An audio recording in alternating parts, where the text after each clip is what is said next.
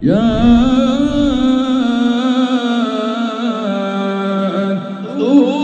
رسلهم بالبينات وبالزور وبالكتاب المنير.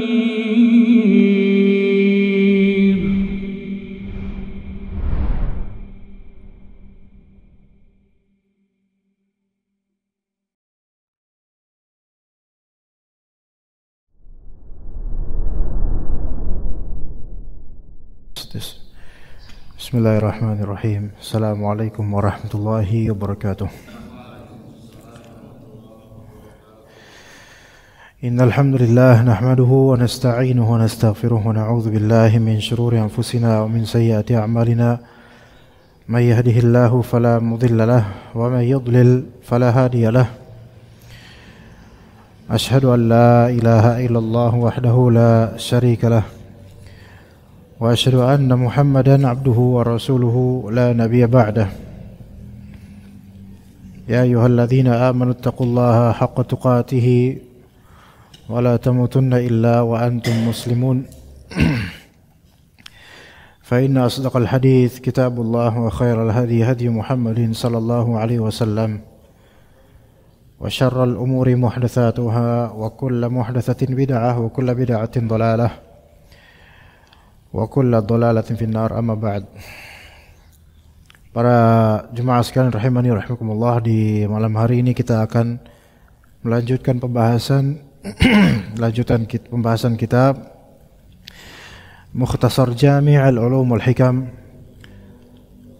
yang mana kitab Jami' al-Ulum wal-Hikam itu karya Ibnu Rajab al-Hanbali rahimahullah, dan kemudian diikhtisarkan dan diringkas oleh seorang alim bernama Syekh Ahmad bin Uthman Al-Maziyad. Dan pembahasan atau tema lanjutan tentang hadis atau pembahasan hadis, ihfazillah yahfazka, jagalah agama Allah maka Allah Ta'ala akan menjagamu. Dengan dua pembahasan. Yang pertama, ma'iyatullah, yaitu kebersamaan Allah secara khusus pada hambanya. Dan yang pembahasan kedua yaitu tentang hadis, mengenal Allah di saat ma'mur, di saat senang, maka Allah Ta'ala akan mengenalimu di saat susah. Kita mulai dari pembahasan pertama, yaitu ma'iyatullah al-khassah takunu bihifzil abdi li rabbih. Allah Ta'ala menyertai hamba secara khusus. Itu disebabkan hamba tersebut menjaga Tuhannya, yaitu menjaga syariat Allah. Ya. Jadi ada istilah namanya ma'iyatullah. Ma'iyatullah yaitu kebersamaan Allah dengan ilmunya. Kebersamaan Allah yang menunjukkan Allah Ta'ala maha mengetahui segala sesuatu secara detail. Nah, ma'iyatullah dalam akidah Ahlussunnah wal Jamaah itu bukan kebersamaan secara jarak, melainkan kebersamaan yang bisa diketahui dengan kemahakuasaan Allah dan kesesuaian sifat-sifatnya, seperti maha mendengar, maha melihat, maha mengetahui, maha menolong, dan seterusnya. Kebersamaan Allah terhadap makhluknya ada dua macam. Yang pertama, al-ma'iyah al-ammah, yaitu kebersamaan secara umum, universal. Semua makhluk Allah Ta'ala membersamai semuanya, dengan maksud Allah Ta'ala mengetahui detail dari semua makhluknya tanpa kecuali, baik makhluknya ini berakal atau tidak, hidup atau mati, fajir atau saleh, kafir atau muslim.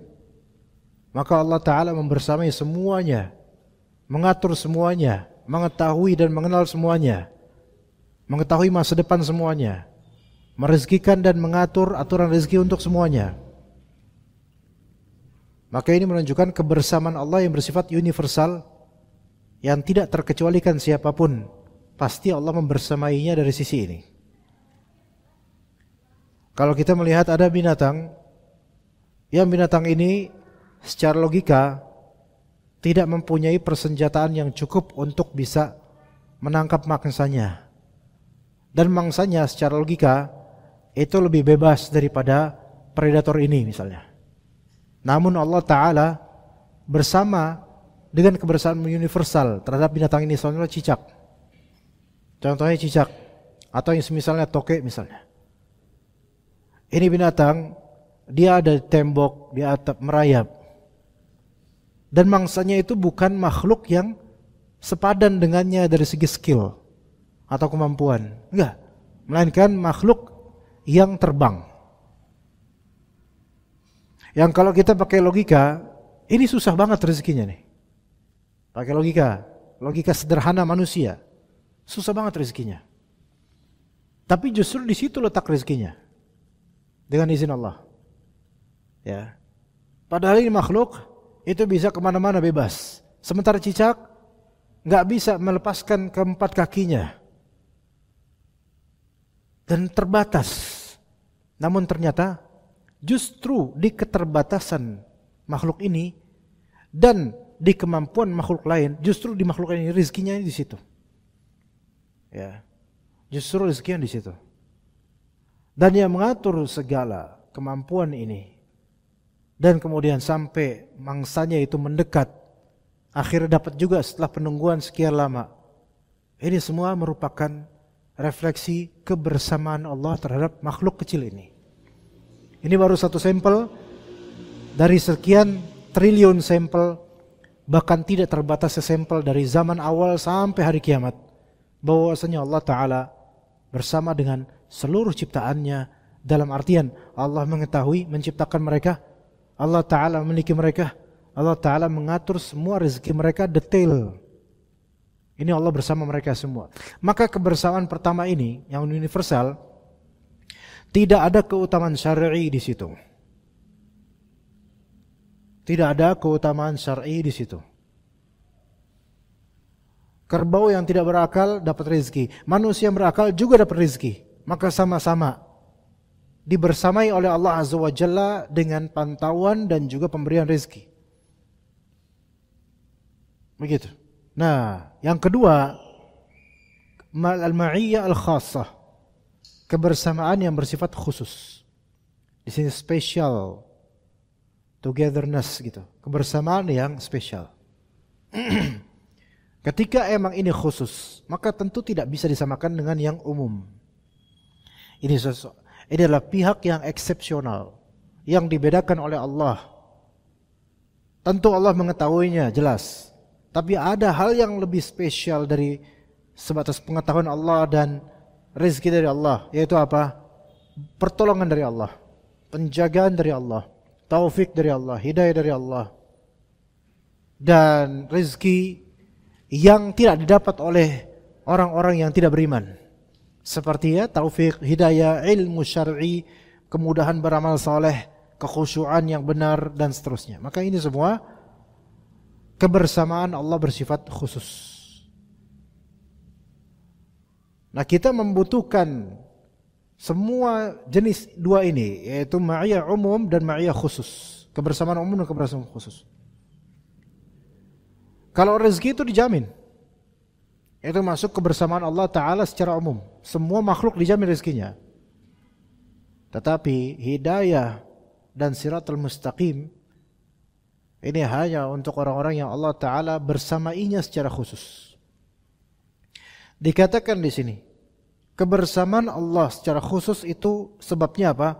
Karena hamba ini menjaga agama Allah. Maka siapa yang mau dibersamai oleh Allah secara khusus, ditolong oleh Allah, maka jagalah agama Allah. Nabi SAW mengatakan, ihfazillaha tajidhu tujahaka. Jagalah agama Allah, maka Allah Ta'ala akan membimbingmu. Dalam riwayat amamaka, Allah di hadapanmu, yaitu membimbingmu, memimpinmu. Maknanya anna man hafidha hududallah wa ra'a huquqahu wajadallaha ma'ahu fi kulli ahwalihi haitsu tawajjaha yahutuhu wa yansuruhu wa yahfazuhu wa yuwaffiquhu wa yusaddiduhu.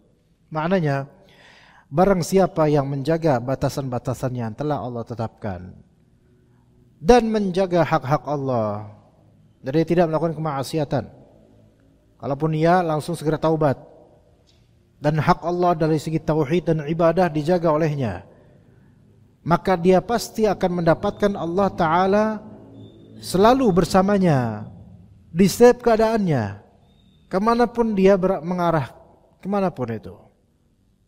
Selalu ingat sama Allah, selalu ingat. Karena orang ini menjaga agama Allah, maka kemana-mana dia selalu ingat sama Allah. Dia selalu ingat. Bahkan kena sedikit ke hal kecil, musibah kecil, itu langsung ingat Allahnya, langsung ingat dosanya, dosa dirinya, langsung ingat Allah Ta'ala. Itu orang beriman. Itu Allah yang Allah jaga, orang yang Allah jaga ini. Kadang tercermin di spontanitas seseorang. Bagaimana hakikat orang ini? Manusia itu seringkali terefleksikan hakikat dirinya di spontanitasnya. Kalau di spontanitasnya dia langsung ngomong jorok, itulah cerminan dirinya. Kalau di spontanitasnya dia kemudian langsung ingat Allah, itu mungkin cerminan kalbunya yang dekat sama Allah.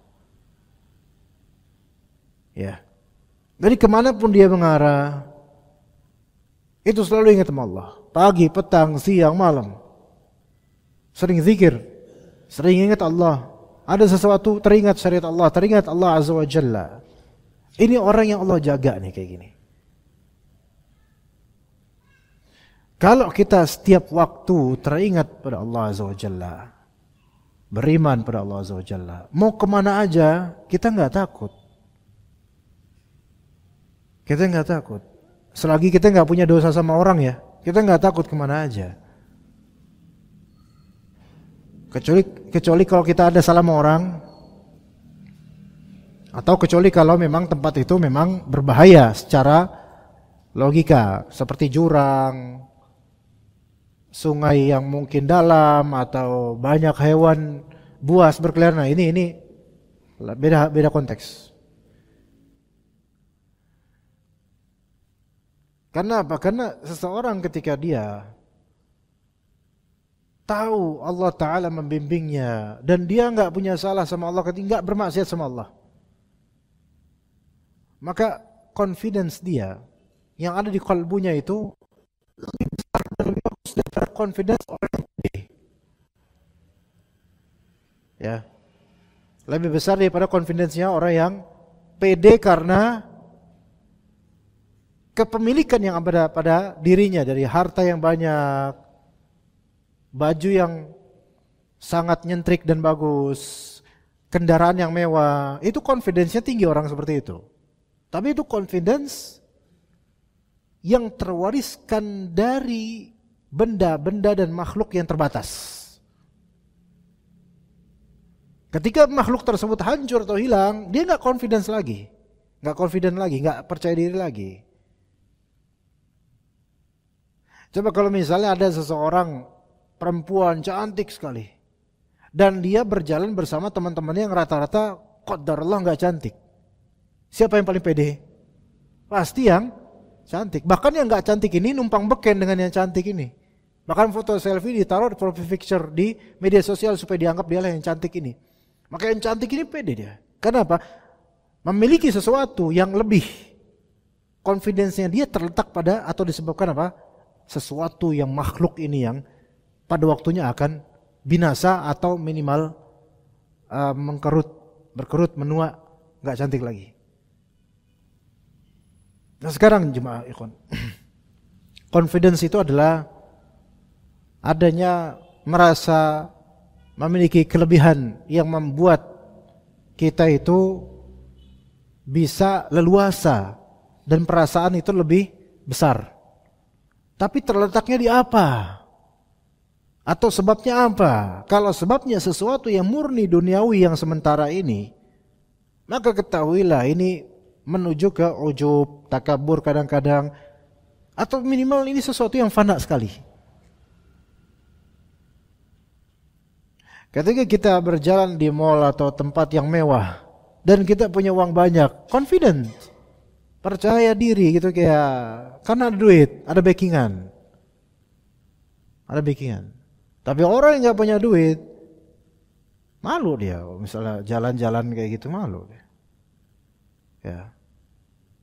Coba antum nggak punya duit, terus antum masuk restoran yang mana parkirannya itu semua pakai mobil Pajero, Fortuner, Innova.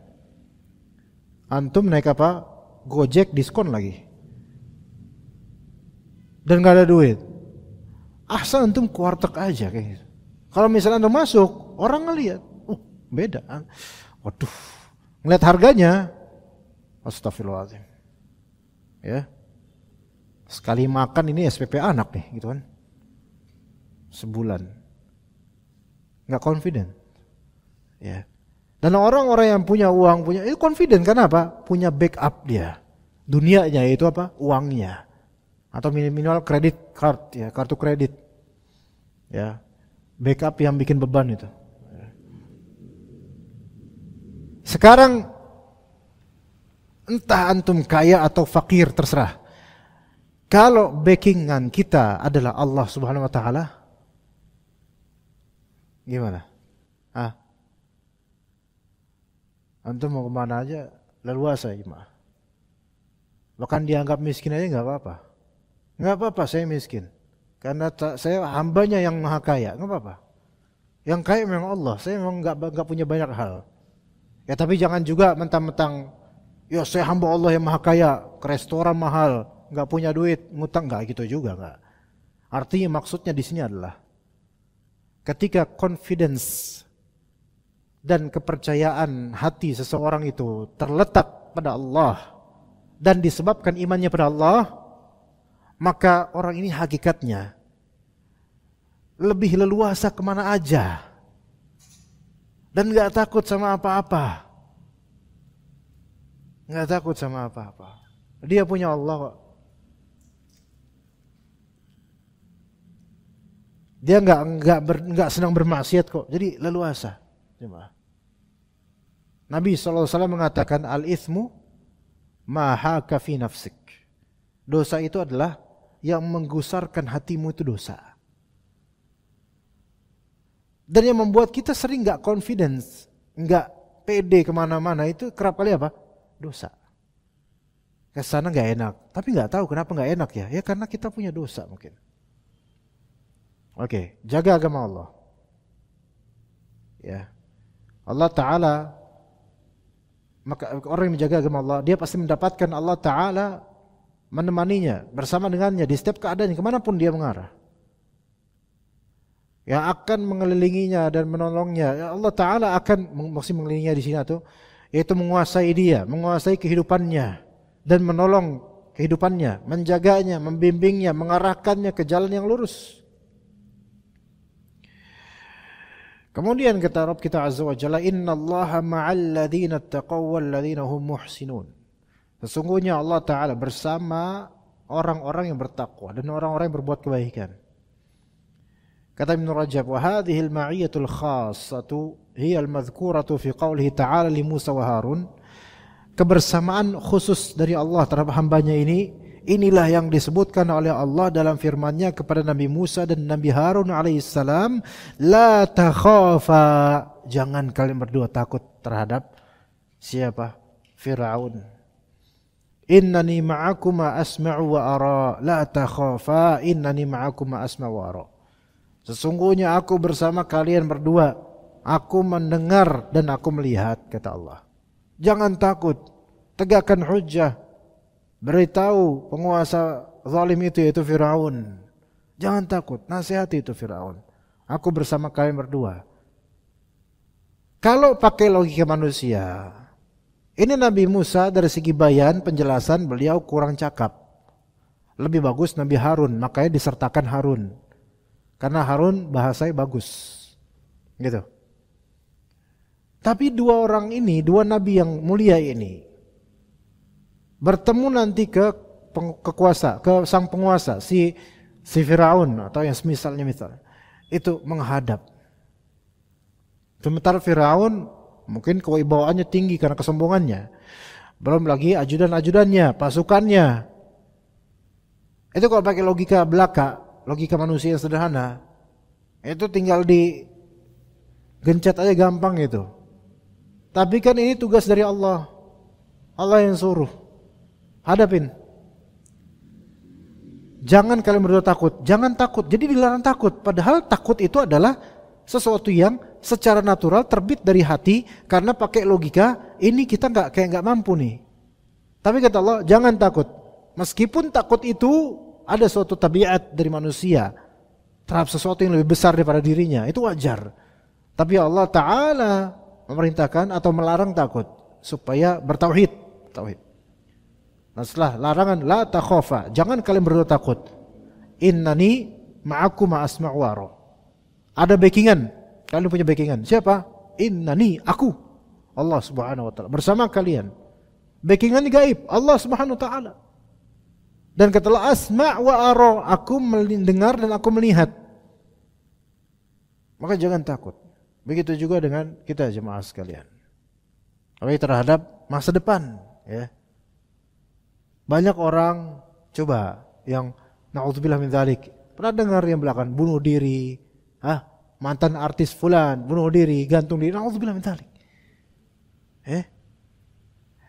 Ini bukan pertama kali. Banyak. Baik yang mantan artis, mantan inilah dan orang yang dulu yang orang kaya.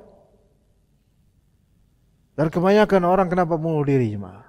Karena confidence-nya hilang, dia nggak punya backup, nggak punya penolong, nggak punya apa. Ya nggak punya siapa-siapa. Maka kemudian apa? Mencetuskan pikiran bunuh diri aja. Na'udzubillah min dzalik. Coba kalau dipikir-pikir jemaah. Namanya dagang sekarang. Tekanan ekonomi dengan pemasukan, pengeluaran, outcome dengan income seringkali nggak berimbang. Lebih banyak outcome-nya dibandingkan income-nya sekarang. Dan inilah salah satu sebab mengapa banyak rakyat itu emosional ketika melihat sebagian video-video dari sebagian pihak yang semoga bertaubat. Sehingga terjadilah demonstrasi, pengerusakan dan seterusnya. Ya kita nggak membenarkan semua itu. Tapi semua itu ada sebab. Nah, ada beberapa faktor. Tapi sebagian orang merasa confidence-nya itu mulai turun. Karena pemasukan sedikit, pengeluaran banyak, tekanan makin padat. Maka orang banyak yang kesel, muak, sensitif soal ekonomi dan kebutuhan hidup. Dan ada kemungkinan kriminalitas makin besar gitu gara-gara ini. Lalu kita nih sebagai seorang yang beriman kepada Allah, seorang yang menuntut ilmu, apakah kita mau kayak mereka? Enggak boleh lah. Kita ada backup, Rabbul Alamin, Allah Subhanahu wa taala. Allah Subhanahu wa taala. Ya. Ar-Razzaq, Ar-Raziq yang memberikan rezeki, yang menjamin semuanya. Dan ini omongan ini bukan karena antum kan ustaz kan enak begini, ada yang enggak. Hatta semoga kalaupun bukan ustaz, semoga kita akidahnya seperti ini sama. Sama aja. Ya kita sama-sama pedagang, Pak. Sama-sama nyari duit. Sama semua. Kita bukan orang yang dapat warisan besar kemudian udah seumur hidup ambil dari warisan itu udah kita tinggal ongkang-ongkang. Enggak, kita sama aja, Antum kemari naik motor, ana naik motor. Bahkan antum kemari naik mobil, ana tetap naik motor, Artinya kita sama, sama-sama punya anak dan seterusnya. Dan kita pikirin, aduh gimana ke depannya. Apalagi mohon maaf yang udah usia 40 tahun ke atas, nyari kerja sekarang makin sulit. Orang nyari kerja sekarang juga gak mau yang tua-tua amat, karena produktivitasnya udah berkurang. Dari mana dia? Ya.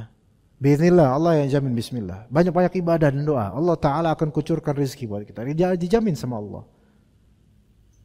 Wa yarzuqhu min haitsu la yahtasib. Kalau kita bertakwa, maka Allah Ta'ala akan rezekikan dari arah yang tidak disangka-sangka. Tapi jaga agama Allah. Allah jaga ekonomi kita. Allah tolong kita, Allah bimbing kita, Allah arahkan kita kepada jalan istiqamah sekalipun begitu tebalnya tekanan yang ada pada kehidupan sehari-hari kita. Lihat bagaimana perkataan Nabi Musa alaihissalam di surat Asy-Syu'ara ayat 62. Ketika Nabi Musa menjadi tanda kutip buronan Fir'aun dan bala tentaranya, Nabi Musa dan beberapa sahabatnya dari kalangan Bani Israel itu dikejar-kejar pasukan Fir'aun di Mesir. Maka sampailah ternyata udah terpojok di laut Mesir, di pantai Mesir. Dan namanya lautan. Ketika menghadap ke laut, ini depan laut, belakang udah kelihatan ada bala tentara Fir'aun dan Fir'aunnya. Kanan kiri sama aja pantai. Atas terbang langit nggak bisa terbang. Nguburin diri nggak mungkin. Maka apa kata kaumnya yang ketika itu ikut sama beliau? Inna lamudrakun. Inna lamudrakun, ya udah wis. Kalau bahasa Jawanya wis mati lah wis. Udahlah matilah kita. Bakal kena lah kita wahai Nabi Musa. Kita habislah, udah habislah. Tamatlah riwayat kita. Itu makna dari inna lamudrakun.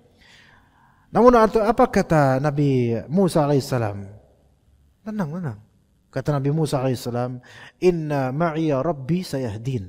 Itu dalam kondisi terpojok, dalam kondisi yang segala logika manusia itu tidak ada yang akan berpikir ini selamat.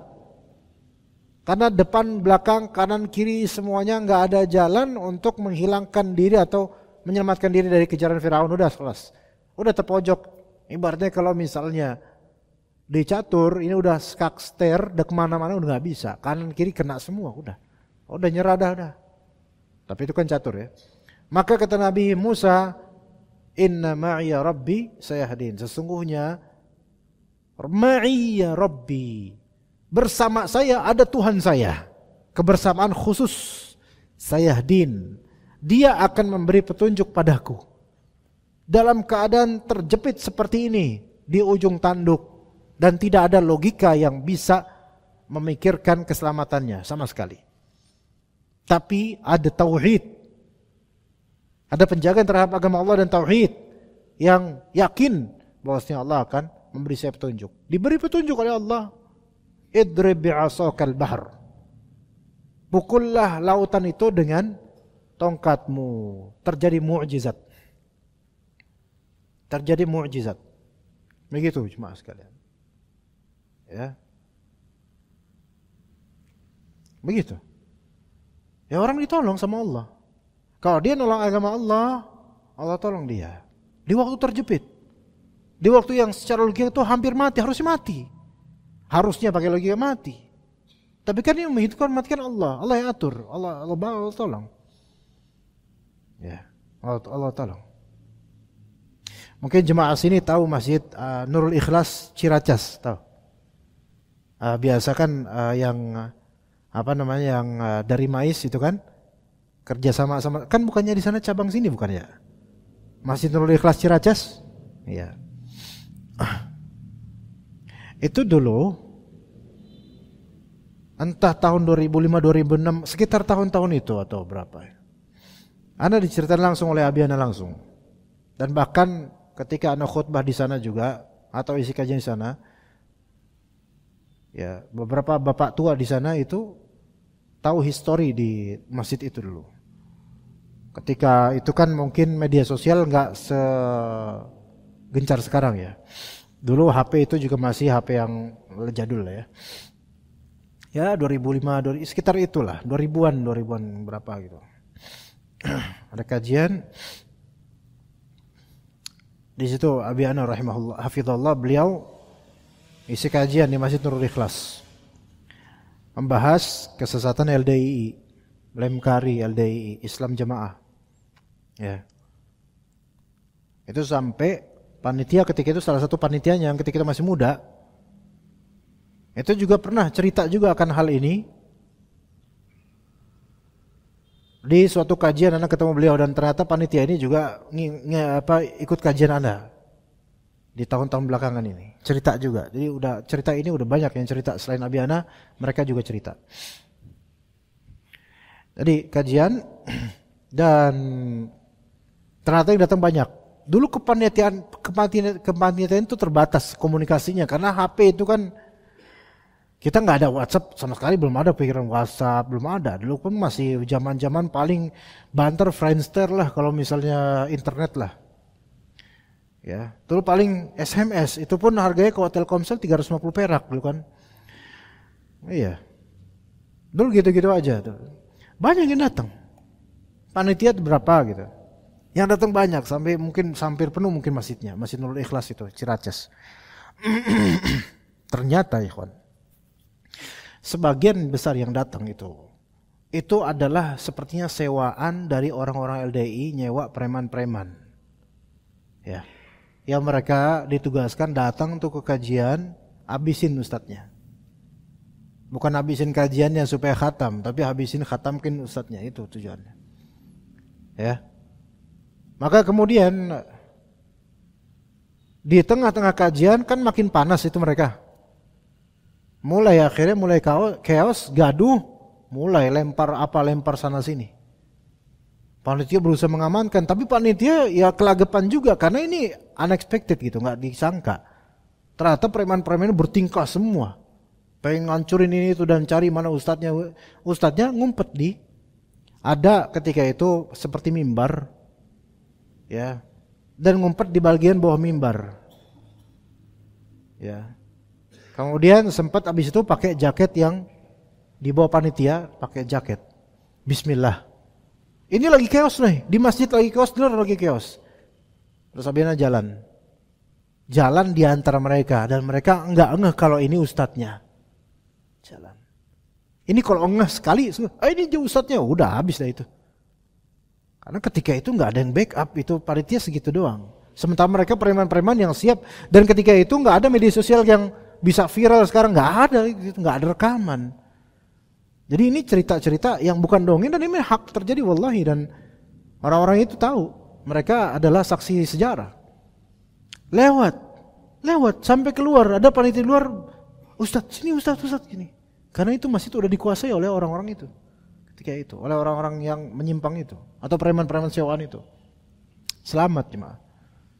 Selamat. Karena kuasa Allah. Ada kalanya hal-hal ini di luar logika, tapi ketika bismillah minta tolong sama Allah, selamat. Dan enggak ada cacat suatu apa sama sekali, alhamdulillah. Padahal ini di hadapannya itu seperti logikanya apa? Udah diperangkap, udah dikuasai oleh musuh, tinggal dihajar aja.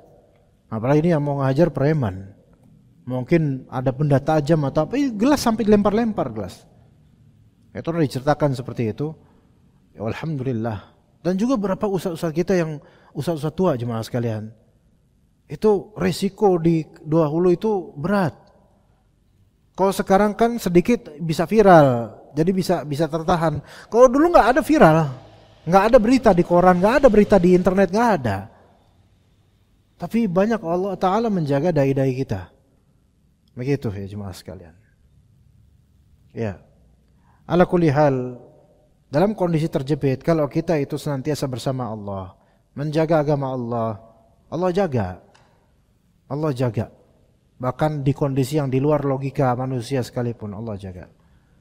Kemudian dalam perkataan Nabi SAW kepada Abu Bakar As-Siddiq, ketika keduanya ini, Nabi SAW dan Abu Bakar radhiyallahu anhu itu sedang ada di goa.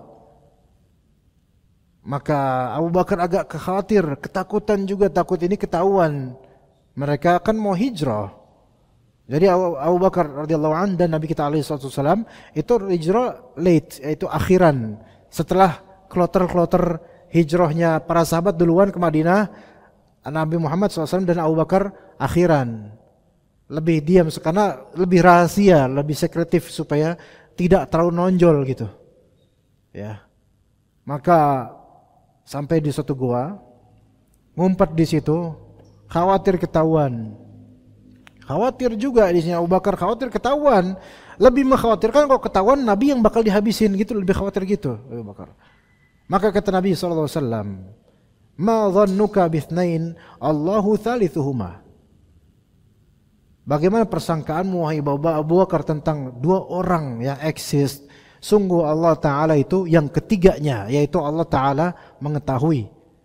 La tahzan, innallaha ma'ana. Jangan sedih wahai Abu Bakar. Sesungguhnya Allah bersama kita. Itulah pemimpin jemaah sekalian. Baik pemimpin keluarga, pemimpin golongan, pemimpin masyarakat, pemimpin negara, pemimpin apapun. Kaitkan kalbu orang-orang di bawah kita kepada Allah Azza wa Jalla. Dalam segala kepanikan. Tenang istriku, tenang anakku, ada Allah yang menjamin semuanya. Itu pemimpin. Wahai para bapak yang punya kekuatan, kelelakian, kejantanan, kewibawaan. Kalau kita mengandalkan tenang, bapak ada, bapak makhluk yang udah tua, yang juga belum tentu juga bisa apa gitu. Tenang, Allah yang akan tolong kita. Wahai istriku, wahai anak-anakku, gitu. Allah yang tolong kita. Bismillah. Tenang aja, ada Allah. Kadang istri kan misal bertanya, gimana nih SPP anak, gimana nih bayar ini, gimana bayar itu, ya Allah. Tenang, ada Allah. Tapi bukan cuma ngomong doang, melainkan ikhtiar. Jangan tenang ada Allah terus diem aja sampai mati gitu. Enggak gitu. Tenang ada Allah. Kita ikhtiar, Allah yang kasih. Allah, kita ikhtiar doa, kamu doain dari rumah. Mau jadi istri soleh. Jaga kehormatan suami, jaga barang-barang suami, jaga anak-anak, jadi soleh, doa kamu mustajab. Ya begitu. Itu baru pemimpin yang dicontohkan oleh Nabi Muhammad SAW, dicontohkan oleh Nabi Musa alaihissalam. Maka gitu sebagai seorang bapak, kepala keluarga, seusia apapun kita, itu yang kita contohkan juga kepada anak-anak kita. Karena nanti anak-anak kita itu juga akan niru kita jemaah. Mereka akan mengcopy dan mempost apa yang pernah kita lakukan pada mereka. Kalau kita bilang ke anak-anak, walaupun masih kecil, pokoknya kamu jangan khawatir masa depan kamu, yang penting kamu jadi anak soleh. Tenang, Allah yang akan menjamin semuanya nak. Itu diingat sama anak. Nanti anak ngerekam, ketika dia udah dewasa, punya anak juga, dia akan mengucapkan hal yang sama. Gitu. Jadi kalimat-kalimat tauhid yang terutas di lisan kita itu akan menjadi kalimat-kalimat legenda yang akan diterapkan oleh anak-anak kita nanti insyaallah. Tapi kalau misalnya kalimat legendarisnya adalah tenang, babe itu kaya, itu enggak legendaris itu. Sombong itu. Jumawa, ujub. Dan semoga anak-anak enggak ikut kayak gitu. Karena anak-anak tahu, emang babe kaya tapi kelakuan enggak benar. Emang babe kaya tapi sombong. Emang babe kaya tapi pelit. Itu akan terkuak kekurangannya di anak, makanya anak nggak mau ikutin. Tapi kalau kita ke Allah, tenang nak, Allah sama kita. Allah nggak punya kekurangan. Jadi anak-anak nggak bakal mencari kekurangannya, karena jelas Allah maha sempurna. Begitu.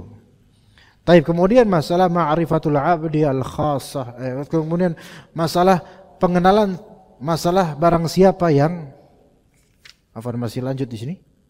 Iya. Masalah pengenalan secara khusus seorang hamba terhadap Tuhannya dan bagaimana hal itu bisa terwujud. Ada hadis Nabi SAW atau lanjutan hadisnya adalah ta'arraf ilallahi fir rakha ya'rifka fi syiddah. Perkenalkan dirimu kepada Allah di saat engkau makmur. Niscaya dia mengenalimu di saat kesusahan. Baik.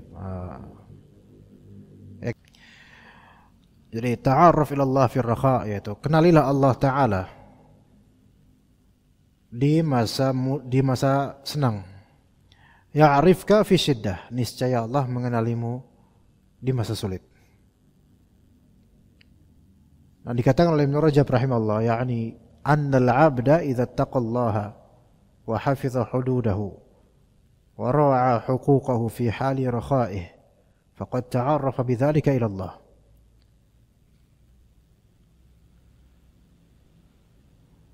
Wasara bainahu wa baina rabbih ma'rifatun khassah.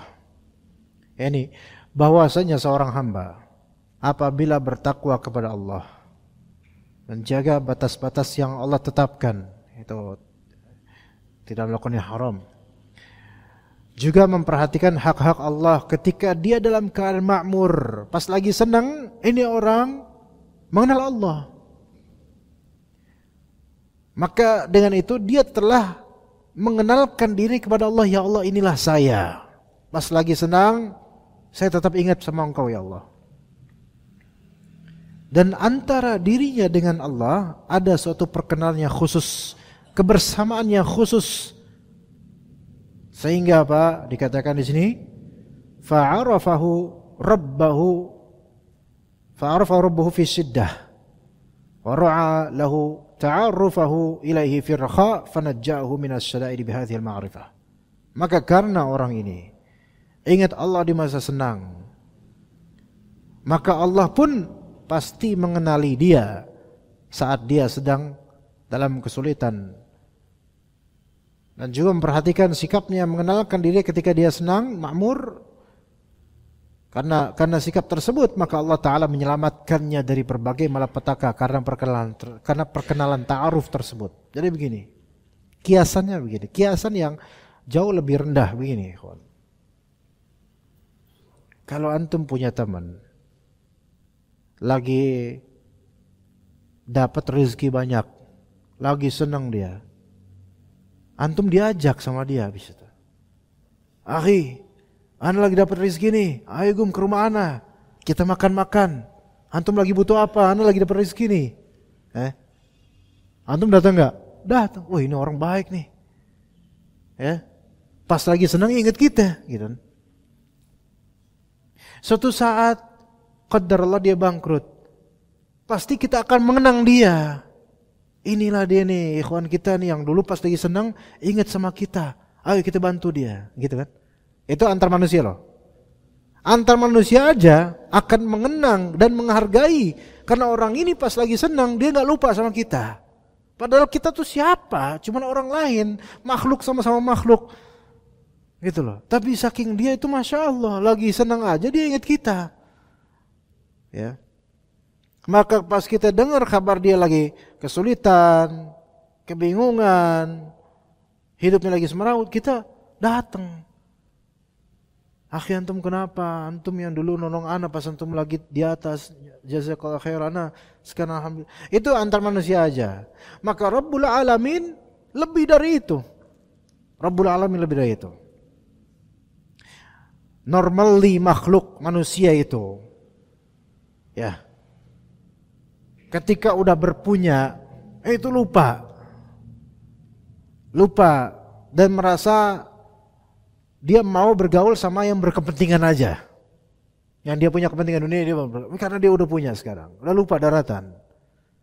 Itu manusia banyak kayak gitu rata-rata. Lupa teman lama, lupa teman yang dulu bantu dia, lupa anak buah, lupa bawahan, lupa. Dia udah buat dirinya sendiri dan buat seorang yang dia cintai aja udah, yang lain udahlah nggak usah dipikirin. Itu pas lagi dapat rezeki pasti apa. Taib. Bahkan lupa sama Tuhannya. Udah lupa. Padahal dulu ketika belum lulus, belum dapat kerja, belum nikah, belum apa, itu orang yang paling banyak membasahi sejadahnya dengan air mata. Dulunya gitu. Sekarang kemudian pas sudah dapat yang dia inginkan, yang dia panjatkan kepada Allah, lupa dia sama Allah. Banyak yang kayak gitu, cuma banyak yang kayak gitu. Ya. Maka orang yang dia sedang dalam kondisi makmur, senang, sesuai dengan apa yang dia ekspektasikan dari doa-doanya dulu, dan kemudian dia bersyukur sama Allah, dan kemudian malah justru terharu dengan Allah Azza wa Jalla, dan dia berjanji gak bakal melupakan Allah, dia malah memperbaiki sholatnya, dia malah makin bagus sholatnya, makin bagus ibadahnya, makin banyak sedekahnya. Ini baru orang yang memperkenalkan diri kepada Allah dengan kesyukurannya dia. Maka apa ganjarannya? Kata Nabi SAW, ya'rifka fi syiddah. Maka Allah Ta'ala akan mengenal dia nanti pas dia lagi susah. Karena kan dia enggak di atas terus. Mungkin pas syiddah itu kan artinya syiddah itu keras, Pak. Nasib keras gitu. Nasib yang tidak mujur, enggak enak. Bisa karena penyakit, bisa karena kecelakaan, bisa karena ketekanan ekonomi, bisa karena usia tua. Pas usia tua Allah ingat dia. Allah Ta'ala akan mengenal dia, dijaga dia di masa tuanya. Maka mungkin jemaah sekalian, mungkin Antum mengenal Islam dengan lebih baik, mengenal manhaj salaf dengan lebih baik, mengenal ilmu syar'i dengan lebih baik, mengenal majelis ilmu dengan lebih baik. Di masa tua, padahal dulu begajulan, boleh jadi antum pernah beramal dulu, Pak. Boleh jadi antum dulu pernah ngasih orang pas lagi senang nih. Mungkin karakter antum pas lagi senang antum bagi-bagi. Dan siapa tahu di antara orang yang antum bagi itu tahu antum tuh jelek sebenarnya orangnya. Maksudnya enggak beragam dengan baik. Mungkin aja nih orang saking dikasih, oh ya Allah nih orang lagi baik, padahal dia lagi di atas masih berbuat baik, mungkin antum didoain. Ya Allah berikan dia hidayah supaya nanti hidayah husnul khotimah. Pas tua taubat. Pas tua ke majelis ilmu, yang dulunya begajulan ke majelis ilmu. Boleh jadi di antara sebabnya ini, maka Allah mengenal dia pas lagi di masa tua yang masa sulit ke majelis ilmu. Karena mungkin punya amalan dulu ketika lagi senang, dia suka berbagi atau lagi senang dia bersyukur sama Allah. Begitu. Maka orang-orang yang berfoya-foya ngabisin kemudian lupa daratan, lupa sama Allah. Ketika lagi senang, nanti pas lagi sulit, Allah tidak akan memperhatikan dia. Makanya pas lagi sulit ke dukun, pas lagi sulit narkoba, pas lagi sulit membunuh diri. Gitu. Begitu jemaah. Ya. Kita sekarang lagi dalam keadaan senang apa lagi dalam keadaan sulit coba? Senang insyaallah. Apa sulitan kita? Ya mutaib sekarang lagi sulit, lagi senang, anggap lagi senang. Dipermudah ke majelis ta'lim. Selalu ingat Allah Azza wa Jalla. Dapat rezeki, ingat Allah Ta'ala pemberi rezeki. Ingat ini ada hak mungkin buat fakir miskin.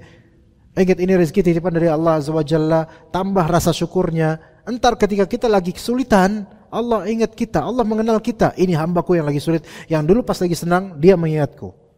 Maka Allah Ta'ala akan mengerahkan bantuan-bantuan dari makhluk-makhluknya melalui makhluknya. Tapi itu dari Allah melalui makhluknya. Dari arah yang tidak disangka-sangka. Itu kayak gitu jemaah sekalian. Sebagaimana manusia merasa sangat dihargai oleh orang yang sedang senang kemudian diberi, dia sangat wah ini orang lagi senang tapi nggak lupa saya, alhamdulillah. Maka Allah Ta'ala lebih menghargai lagi hamba-hamba yang pas lagi senang tetap ingat Allah. Jangan kayak anak-anak muda zaman sekarang banyak kayak lagi senang ngomong jorok. Lagi senang ngomong jorok, dapat rezeki foya-foya. Ini orang pas lagi sulit ya ini. Bukannya dekat sama Allah, makin jauh sama Allah. Karena telantar dia dari pengawasan dan perhatian Allah Subhanahu wa taala. Barakallahu fikum jami'an wa sallallahu ala nabiyyina Muhammad wa ala alihi wa sahbihi ajma'in. Subhanakallahumma bihamdika asyhadu an la ilaha illa anta astaghfiruka wa atubu ilaik. Assalamualaikum warahmatullahi wabarakatuh.